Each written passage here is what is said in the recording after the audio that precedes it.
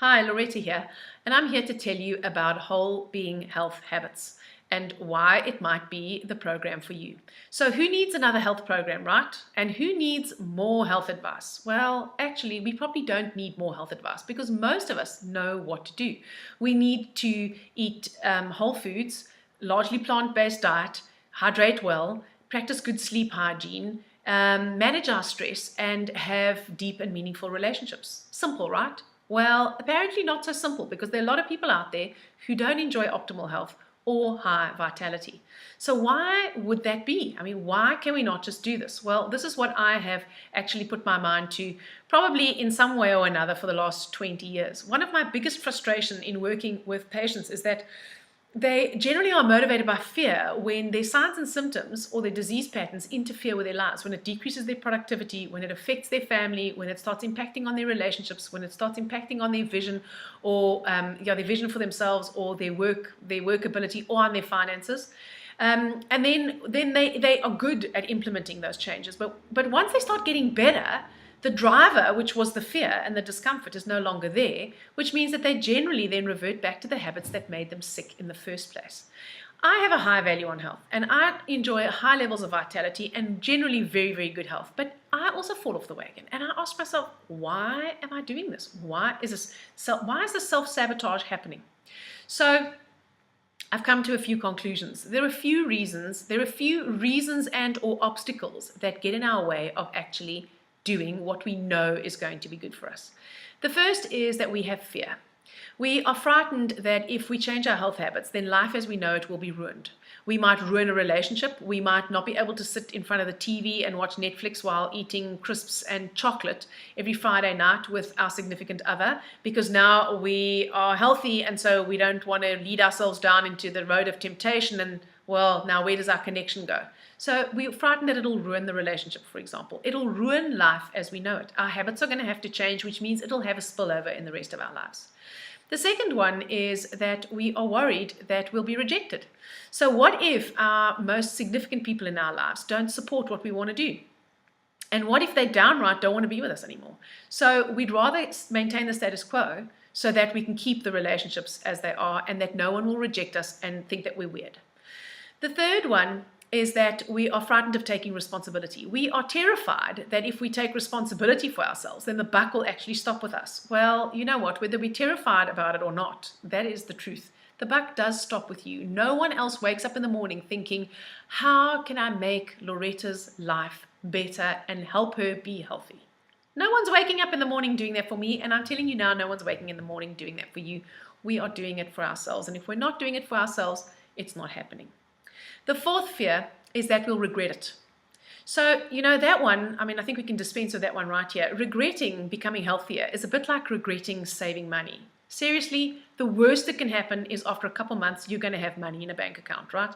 The worst that can happen if you invest in your health is you're going to feel better. I don't think there are many people on this planet that if you woke them up at 3 o'clock in the morning and said, would you like better health and higher vitality? They would say, no. No thanks, I think I've got enough of that. Most of us really want that. So why don't we just give it to ourselves? Well, another reason why we don't is that we just don't have enough of a value on it. We only have a value. We will only do, generally, we'll prioritize time and energy and effort towards the top things that are most important to us. And for most of us, we want to be healthier, but we don't have enough of a value on it to really invest time and effort and energy and resource into it. So unless we can link how the new habits we want to incorporate are going to give us what really matters, and for most of us, it's actually not good health, we're not going to do it. We are going to keep on having to be motivated or disciplined from outside. Someone else is going to have to wave the stick and threaten us or reward us. And we're not going to be intrinsically inspired. So there are tools and techniques in this workshop that help to overcome that. There are obviously tools and techniques also to help us deal with and clear any of those fears that may be in our paths. Another thing that gets in our way is obstacles. One of the obstacles is very close to one of the fears. The fear of being rejection is the fear that we're not going to be supported. What if the people in my life don't want to support me? Well, you know what, You come into this world alone and you leave here alone. And if they don't want to support you, then maybe you need to be supporting yourself. So, as I said to you earlier, no one's going to wake up in the morning thinking about how they can support you. They're not. They're thinking about how they could be supported, either how they can support themselves or how they can get other people to support them.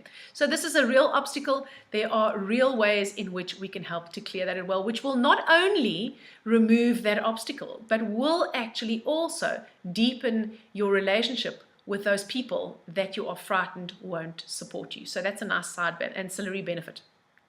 The second obstacle is that we are terrified of challenge. We seek support and avoid challenge always. And that's part of the culture and the times that we live in. You can have it all. It's always like the 20 easy ways to lose weight fast and feel amazing.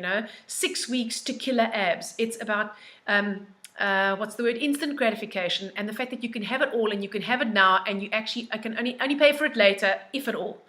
That's not true. So challenge and support always come together as a pair. So currently, you might not have the challenge of changing your habits, but you certainly have the challenge of not having the health that you'd like to have, or not looking the way that you'd like to have, or not having the glowing skin that you'd like to have, or not having the energy that you'd like to have, and then everything that's associated with that. If you don't have enough energy, you might not have enough clarity, you might not be productive enough, you might not be involved with your family enough, because you may just be tired.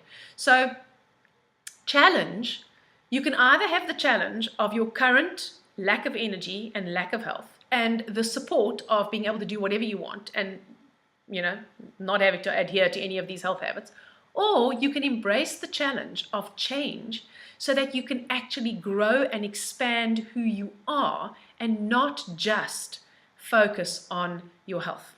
Either way, the challenge is there. So again, in the challenge part of the workshop, I help you to see how you can see the other side and how you can actually embrace the pain and the pleasure equally so that it becomes easier for you to implement. The fourth one, and one which actually eluded me for a long time, and it's actually so obvious, is we don't schedule. We don't make appointments. We don't set aside time. We don't clear any time for actually doing any kind of planning. So if you are in business in any way, projects require planning, right? Project plans are usually worked out well in advance. They have timelines, they have deadlines, they have blocks of time, they have meetings and things scheduled. Why would you not do that with your health? So if you considered your health to be a project, if optimal health and high vitality is a project, just as a business project would be a project, surely the least you can do is schedule a bit of time, right? And so this program contains easy ways that you can schedule, easy check sheets, shopping lists, meal plans. I've tried to make it so that it is as effortless as possible, so that once you get into the swing of it and you start reaping the benefits, and it doesn't take 10 years, right? It takes like 2 weeks, and you can start reaping the benefits, then those things become habits. Now, people are a bit worried about checklists because you have to score yourself. The scoring yourself is not so that you can beat yourself up and have a little hate fest. The scoring is so that you can get feedback on where you need to improve. Same as in business. If you have an evaluation of people in your team and you find that one person is underperforming in an area, then that person knows, once it's been identified, that that's where they need to put some energy and focus. And that's really the value of scoring. If we don't score ourselves, we don't know where we need to put in a bit more effort. And if we don't know that, then we can't put our awareness or our energy or our attention there.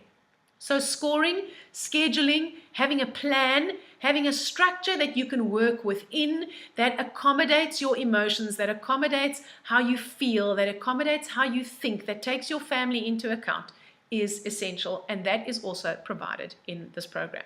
Now, if I haven't sold it to you yet, I'm probably not going to sell it to you. All I can say is that if you have improved health and vitality, you know that it is going to spill over into the rest of your life. So the question is not really whether you've got the time, the energy, or the resources, not necessarily to do this program, but to turn your health around. The question is not whether you can do this. The question is, can you afford not to?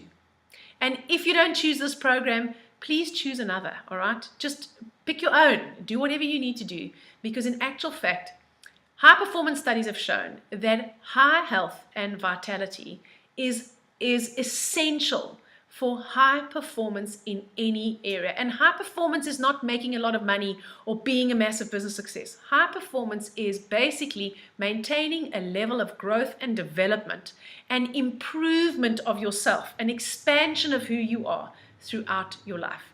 Without health and vitality, that becomes very difficult to do.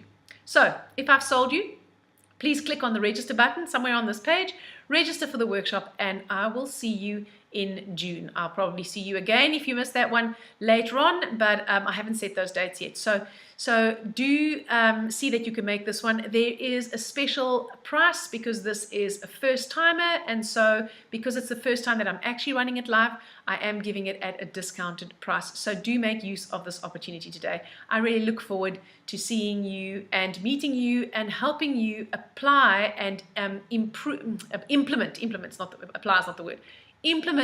and improve your health so that you can have a more inspired, fulfilled, and purposeful life. Thanks. Bye.